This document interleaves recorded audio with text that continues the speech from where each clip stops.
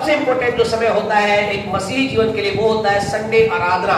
और संडे आराधना के बाद जो हमारे जीवन के लिए महत्वपूर्ण होता है, सबसे इंपॉर्टेंट संडे आराधना, इसमें सब कुछ होता है, उनमें गवाही भी है, गीत भी है, वचन है, बहुत सी बातें उसमें है। लेकिन उसके साथ ही कह सकते समकक्ष दूसरी बात होती वो है और प्रार्थना का समय। जब आपके सामने एक नोटिस संदेश आता है, प्रार्थना के लिए समय बिता रहे हैं, तो आपसे कहना चाहते हैं कुछ भी करके प्रयास करके आप इसमें अपने आप को जोड़ने का प्रयास करें, क्योंकि प्रार्थना हमारे जीवन। आज बहुत से लोग प्रार्थना क्यों नहीं करते, या क्यों प्रार्थना के अंदर अपने जीवन को नहीं दे पाते, या प्रार्थना के समय को इतना अधिक उत्साह से क्यों नहीं ले पाते?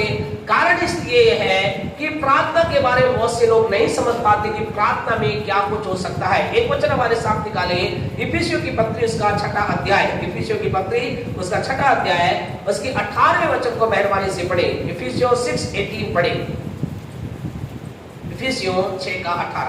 और हर समय हाँ जी, आत्मा में प्रार्थना हाँ, परमेश्वर का वचन यहाँ बताता है कि हर समय क्या करते रहो। यहाँ प्रभु के पवित्र वचन में एक बात लिखी गई, हर समय आपसे कहना चाहते हैं। पहले जो हमने बताया है, आप जब घर जाकर के समुद्रेश्वर की पुस्तक को पढ़ेंगे, वहां उसके 3रे अध्याय में क्या लिखा, हर एक बात का एक समय लिखा गया, और समय है, अवसर है। लेकिन उस लिस्ट के अंदर प्रार्थना का कोई समय नहीं लिखा गया। क्योंकि प्रार्थना के बारे में प्रवचन में लिखा गया है, प्रार्थना एक ऐसी चीज है जो हर समय की जाती है। Every time prayer is the thing that you and I need to do every time।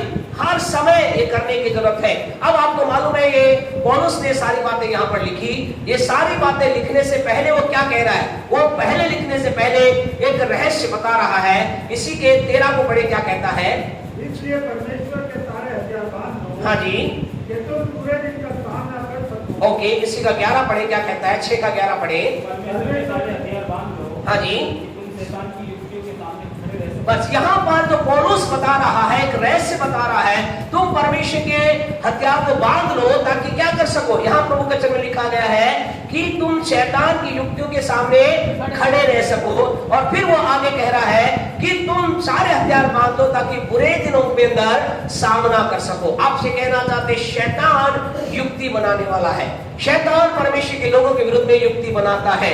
और आपसे कहे बुरे दिन किसी के जीवन में भी आ सकते हैं। और इन दोनों के लिए पौलुस क्या कह रहा है, पौलुस कह रहा है इनके लिए तुम क्या करो, परमेश्वर के सारे हथियार को बांध लो। और वो सारे हथियार बांधने के बाद इसका आखिरी हथियार कहता है कि आखिरी जो हथियार है वो ये है कि तुम क्या करो, हर समय आत्मा में प्रार्थना करते रहो। आज आपसे कहना चाहते हैं, रहस्य की बात आपको मुझे समझना है, आपको और मुझे क्या करना है।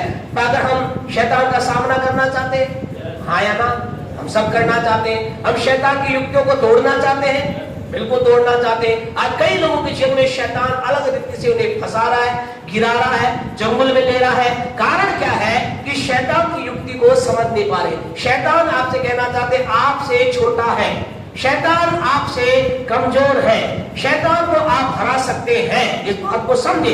लेकिन उसके लिए आपको मुझे क्या, परमेश्वर के सारे हथियार को बांधना है। और इस हथियार का आखिरी हथियार ये है कि हमें क्या करना है, प्रार्थना, हर समय आत्मा में प्रार्थना और विनती करते हैं। इसका मतलब क्या है, इसका मतलब जानते हैं क्या, इसका मतलब ये है प्यारे परमेश्वर को, केवल आपको मुझे परमेश्वर के सारे हथियार बांधना ही नहीं है, लेकिन उनको हम कैसे प्रभावशाली रूप से प्रयोग करें। आज कई लोगों की जीवन के अंदर समस्या नंबर 1 ये है, उन्हें परमेश्वर के हथियार मालूम नहीं है।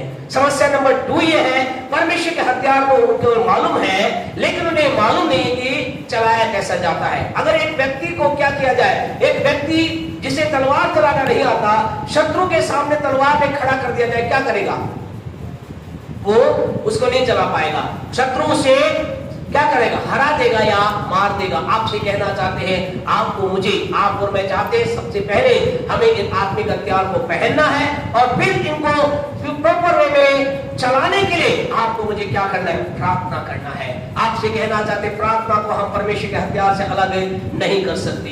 इसलिए आपसे कहना चाहता है, कई लोग, आपको मालूम है, आप परमेश्वर के वचन में परमेश्वर के हथियार क्या है, 7 हथियार में पहला हथियार क्या है, उद्धार की को। आज कई लोग क्या कह रहे हैं, मेरा उद्धार तो हो गया है, फिर भी उन लोग परमेश्वर के उद्धार की आशीष को अपने जीवन में नहीं देख पा रहे हैं। What is the reason?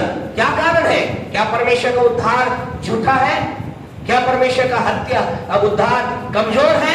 आपसे कहते नहीं, लेकिन कारण ये उन्होंने ये तो जान लिया यीशु उद्धार करता है, लेकिन उस उद्धारकर्ता के द्वारा क्या हमें मिला इस आशीष का आनंद नहीं ले पा रहे हैं, क्योंकि प्रार्थना नहीं है। आपसे कहना चाहते जब आप प्रार्थना करते हैं हम उस उद्धार की आशीष को प्राप्त करते हैं। उद्धार आपसे कहना चाहते कि वर्ड नहीं, लेकिन उद्धार एक पैकेज है जो स्वर्गीय आशीषों के लिए सबके द्वारा आपके लिए वो पैकेज खोल दिया गया है। हालेलुया। एक बड़ा पैकेज है, एक बड़ा कह सकते पैकेट है जो स्वर्ग के आशीषों से भरा हुआ है। उद्धार के द्वारा आप और मैं उसे प्राप्त करते हैं, लेकिन उसे उसका आनंद उठाने के लिए केवल हमें उद्धार के टोप पहनने से काम नहीं चले, लेकिन उस उद्धार के टोप की आशीष प्राप्त करने के लिए आपको प्रार्थना करना होगा। दूसरा क्या है हथियार? अब सारे समय नहीं कि सारे बातों बताए, लेकिन दूसरा हथियार क्या है? दूसरा है धार्मिकता की झीलम। आपसे कहना चाहते हैं आपने जब प्रभु को ग्रहण किया आप क्या बन गए?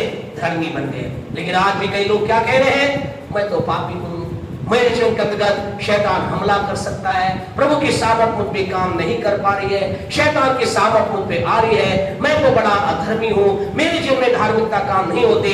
कारण क्या है? ऐसा नहीं कि आपने धार्मिकता झिलम को नहीं पहन रखा है, आपने धार्मिकता झिलम को पहन रखा है। आपके पास परमेश्वर की धार्मिकता है, लेकिन वो प्रभावशाली नहीं हो पा रही है। कारण क्या है? प्रार्थना की कमी। आपसे कहना जब आप प्रार्थना में चलते हैं, जब आप प्रभु की उपस्थिति में जाते हैं, आप घंटों हम कहें हम तो 1 घंटे बैठ रहे हैं, लेकिन आपसे कहना चाहते हैं आने वाले दिनों में पिता ने अनुग्रह किया तो हम 2-2, 3-3 घंटे कलीसिया रूप में खुदा की उपस्थिति में बैठेंगे। हालेलुया। आपसे कहे जब आप और मैं खुदा की उपस्थिति में बैठते क्या होता है? हमारे अंदर एक आवाज आती है और आवाज हमारे अंदर से कहती है तू धर्मी है, तू परमेश्वर की संतान है, तुझे लहू के द्वारा धो दिया गया है, तेरे ऊपर पाप का अधिकार नहीं है, तेरे ऊपर बीमारी का अधिकार नहीं है, क्योंकि तूने धार्मिकता की झिलम को पहन रखा है। तीसरा हथियार है सत्य से कमर कसना। आपसे कहे यीशु सत्य है। जब प्रार्थना के साथ आप कार्य करते हैं आपके अंदर क्या होता है? एक्टिवेट होता है। चौथा जो है प्यारे परमेश्वर को परमेश्वर का हथियार क्या है? मेल के सुसमाचार के। आज हम में से कई लोग सुसमाचार सुना रहे हैं। Praise the Lord. सुसमाचार किसे सुनाना है? किसे सुनाना है? हम सबको सुनाना है। सुसमाचार का काम केवल पास्टर का या कुछ गिने चुने लोगों का नहीं। आपसे कहना चाहते हैं सुसमाचार सुनाना आप में से प्रत्येक का काम है। हम प्रभु के जब इस समय नहीं रहता बताना चाहते कई लोगों की आशीष इसलिए रुकी हुई है क्योंकि वो सुसमाचार नहीं सुना रहे। आपको मालूम है बहनों के अंदर अच्छा ये काम करता है ना, ये अच्छा काम करता है ना। आपको पता चलता है साड़ी की वहां सेल लगी हुई है, क्या करते हैं आप? खुद लेकर के आके बैठ जाते हैं क्या करते हैं? फटाफट फोन लगाते हैं। मालूम है आपको, मालूम है वहां सेल लगी हुई है। आजकल तो भाइयों के लिए भी अच्छा ऑफर चल रहे हैं। शर्ट में भी आजकल 2 के साथ 1 फ्री, 3 के साथ 1 फ्री। तुरंत फोन करते हैं भाई साहब आज क्या हुआ और बड़ी शानदार शर्ट आई। आपको मालूम है क्या चाहते हैं? हम क्या चाहते हैं? मैं आप यही तो चाहते हैं जिस चीज का लाभ हम उठा रहे हैं हमारे भाई बहन दोस्त भी उठाएं। आपसे कहना चाहते हैं आपने यीशु मसीह के सुसमाचार लाभ उठाया है तो क्यों ना हम अपने पड़ोसी तक उस सुसमाचार को लेके जाएं, उसे भी हम बताएं। आपसे कहे हमें सुसमाचार बताना है, लेकिन इस सुसमाचार पावरफुल रूप से कैसे काम करेगा? प्रभु वचन में लिखा है बोने वाले ने बीज बोया, कुछ मार्ग के किनारे गिरा, कुछ झाड़ियों में गिरा, कुछ पथरीली भूमि में गिरा। ऐसा लिखा है किनारे गिरा उठा लिया गया, झाड़ियों में गिरा दब गया, जो पथरीली भूमि में गिरा वो अच्छा उसको भूमि ना मिलने का जड़ ना पकड़ सका, सब खत्म हो गए। लेकिन चौथे के बारे में ऐसा लिखा है कुछ ऐसा था जो अच्छी भूमि पर गिरा, और ऐसा अच्छी भूमि गिरने के बाद भी वहां पर 3 लेवल है। उसमें से कुछ तो 30 गुना फलवंत हुआ, कुछ 60 गुना फलवंत हुआ और कुछ 100 गुना फलवंत हुआ। आपसे कहना चाहते हैं कैसे मेरा आपका सुसमाचार 100 गुना फलवंत होगा? उसके लिए आपसे कहे जब मैं आप सुसमाचार को लेकर जाएं, हम प्रार्थना के साथ जाएं, हम खुदा की उपस्थिति में होकर जाएं। आपसे के हर एक बीज जो वचन का आप बोएंगे क्या होगा? 100 गुना फल पाएगा, 100 गुना फल आएगा। हमारे धार्मिकता की जो हमें मेल मिलाप के जो जूते पहन रखे काम करेंगे। जो 5वां क्या है? परमेश्वर का हथियार क्या है? विश्वास की ढाल। आज आप में से प्रत्येक जन को क्या है? आपके अंदर क्या पाया जाता है? विश्वास पाया जाता है। लेकिन आज क्या कह रहे हैं, बस अब आप प्रार्थना करो, हम वहां से प्रार्थना करवाएंगे, हम उससे प्रार्थना करवाएंगे। नहीं, आपकी प्रार्थना के अंदर सामर्थ्य है, नहीं आपकी प्रार्थना में सामर्थ्य है। आपसे कहना चाहते हैं ये प्रार्थना की सामर्थ्य काम नहीं करती, ये विश्वास है जो आपके अंदर है, मेरे अंदर है, वो काम करता है। परमेश्वर क्या देखता है, परमेश्वर कहीं भी पूरी बाइबल का ऐसा नहीं लिखा, परमेश्वर मेरी प्रार्थना के प्रभाव, हमेशा जो प्रभु ने काम किया, क्या था, तेरे विश्वास के अनुसार, तेरे विश्वास के अनुसार। हाँ ये जरूर है, प्रभु वचन लिखा है धर्मी जन की प्रार्थना बहुत कुछ हो सकता है, लेकिन यदि विश्वास और प्रार्थना में विश्वास ना हो, क्या हो सकता है क्या? इसलिए कहना चाहते हैं आज आपको मुझे जीवन में जो विश्वास है वो विश्वास फलवंत होगा।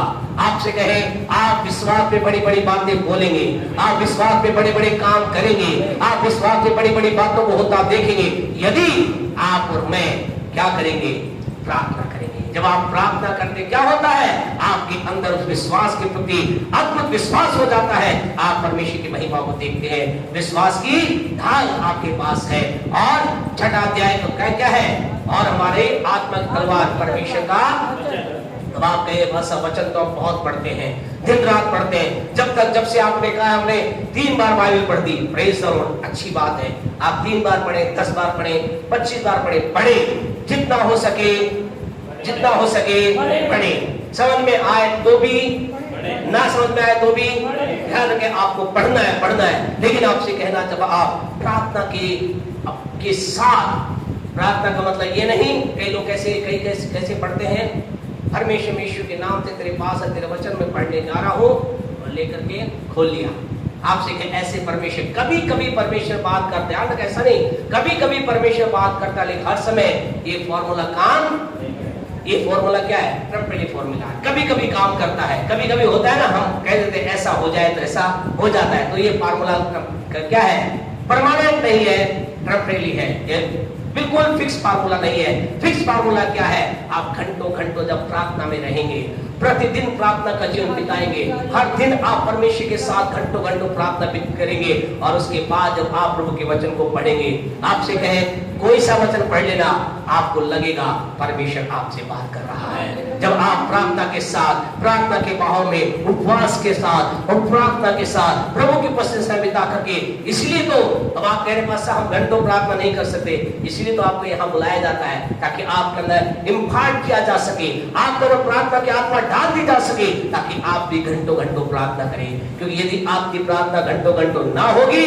परमेश्वर का वचन आपसे बातचीत, परमेश्वर का उसके वचन द्वारा बातचीत करना कठिन होगा, मुश्किल होगा।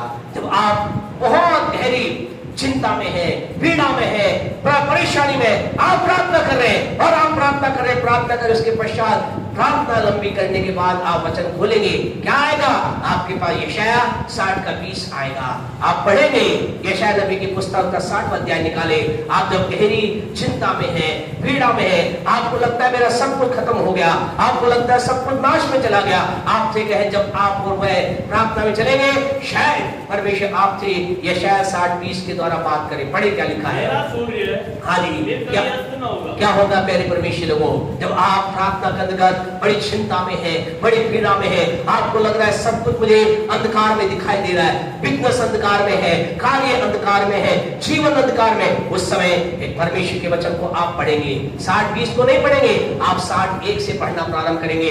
कुछ आपको समझ में नहीं आएगा, कुछ नहीं आएगा, लेकिन जो 20 आएगा, और 20 के द्वारा खुदा कहेगा, मेरे बेटे, मेरी बेटी, मैं तुझे कहना चाहता हूँ। क्या कहना चाहता हूँ, कि तेरा सूर्य कभी अस्त ना होगा। आगे पढ़े क्या लिखा है, ना तेरे चंद्रमा की ज्योति मलिन होगी, और ना तेरे चंद्रमा की ज्योति मलिन होगी, क्योंकि यहोवा तेरी सदैव की ज्योति होगा। क्योंकि यहोवा क्या परमेश्वर खुदा आपसे कहेगा, मैं तेरी सदैव की ज्योति हूँगा, और तेरे विलाप के दिन समाप्त हो जाएंगे, और तेरे विलाप के दिन समाप्त हो जाएंगे। हालेलुया। जब आप विलाप में है, कष्ट में है, परेशान, खुदा कहेगा बस तेरे विलाप के दिन आप समाप्त हो चुके हैं। आपसे कहे किसी से खुदा बोल रहा है, परमेश्वर किसी से बात कर रहा है, किसी को खुदा कह रहा है तेरे विलाप के दिन खत्म हो चुके हैं, तेरी परीक्षा के दिन खत्म हो चुके हैं, तेरी चिंता के दिन खत्म हो चुके हैं, तू परीक्षा में पास हो चुका है, तेरा परमेश्वर तेरे लिए कुछ अद्भुत करने वाला। आपने कहे जब हम प्रार्थना के साथ पढ़ेंगे, हम कहे कई बार जब हम गहरी प्रार्थना सा वचन को पढ़ते हैं तो ऐसा लगता है वाओ, परमेश्वर जैसा हमने कहा, ऐसा लगता है सब उठ करके ये कह रहे हैं तेरे लिए डेनिस, मैं तुझसे कह रहा हूं, मैं तुझसे बोल रहा हूं, मैं तुझसे कह रहा हूं। आपसे कहे पिता आपके साथ भी ऐसा ही करेगा, लेकिन कब होगा? जब आप और मैं गहरी प्रार्थना में होकर खुदा की महिमा में आगे बढ़ेंगे। इन दिनों के अंदर आपसे कहना चाहते हैं प्यारे परमेश्वर को, बिल्कुल 9:30 हो गए, बिल्कुल टाइम पे चल रहे हैं, खत्म करते हैं। प्रभु आपको आशीष दे। ऐसे चलना है ना, ऐसे हमारे भाई लोग जो शेयरिंग वालों को चलना है। प्रेज और दुआ करें। पिता हम यीशु के नाम से आपके पास आए हैं, धन्यवाद देते हैं आपके लोगों के लिए आज इन्होंने अपने समय को दिया। प्रभु जी, प्रभु इन दिनों में हमने प्रार्थना के अंदर बहुत सी समय बिताया। हम विश्वास करते हैं प्रार्थना का अभिषेक और अधिक बढ़ेगा, आपके लोगों में गहराई के साथ काम करेगा यीशु के नाम से। इन दिनों में प्रार्थना के अभिषेक मेरे जीवन में आपके लोगों को बढ़ता जाए। सब बातों को आपको महिमा देते हैं, यीशु के नाम से मांगते हैं, आमीन। हमारे परमेश्वर का प्रेम, प्रभु यीशु का रूप दे, पवित्र आत्मा के सहभागिता से लेकर यीशु के दूसरे आत्मा तक हमारे साथ और संसार विश्वासों के साथ बनी रहे। आमीन, आमीन, आमीन। प्रभु आपको